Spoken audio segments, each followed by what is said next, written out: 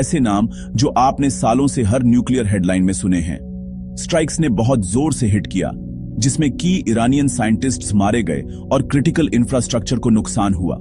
फिर इजराइल और ईरान के बीच 12 डे वॉर छिड़ गया, जिसने दोनों तरफ के मिलिट्री और न्यूक्लियर साइट्स को हिला दिया। तो क्या स्ट्राइक्स ने ईरान के न्यूक्लियर प्रोग्राम को खत्म कर दिया? Not exactly. यूएस इंटेलिजेंस का कहना है कि उन्होंने ईरान को कुछ महीनों के लिए पीछे धकेल दिया है, सालों के लिए नहीं, जैसा कि कुछ पॉलिटिशियंस दावा करते हैं। इस बीच ईरान की सरकार जोर देकर कहती है कि नुकसान सीरियस है, लेकिन दी एंड नहीं। अब यहां यह और भी ट्रिकी हो जाता है।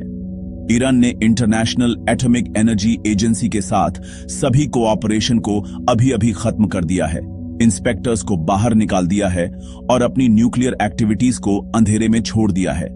कोई आउटसाइड आइज नहीं, कोई इंडिपेंडेंट चेक्स नहीं। और यह सुनो, Iran nuclear non proliferation treaty को पूरी तरह से छोड़ने पर भी विचार कर रहा है। अगर ऐसा होता है तो यह बेसिकली दुनिया के लिए एक जायंट वार्निंग साइन है। यूएस ऑन एज है, कह रहा है कि ईरान अपना प्रोग्राम फिर से शुरू नहीं कर सकता।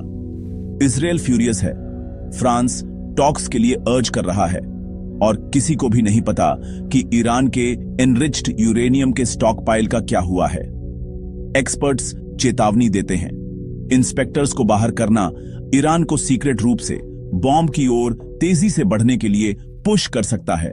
अगर इजराइल और ईरान दोनों के पास कभी 100 न्यूक्लियर वॉरहेड्स होते तो यह सिर्फ मिडिल ईस्ट की प्रॉब्लम नहीं होती, यह एक ग्लोबल नाइटमेयर होता। तो आगे क्या?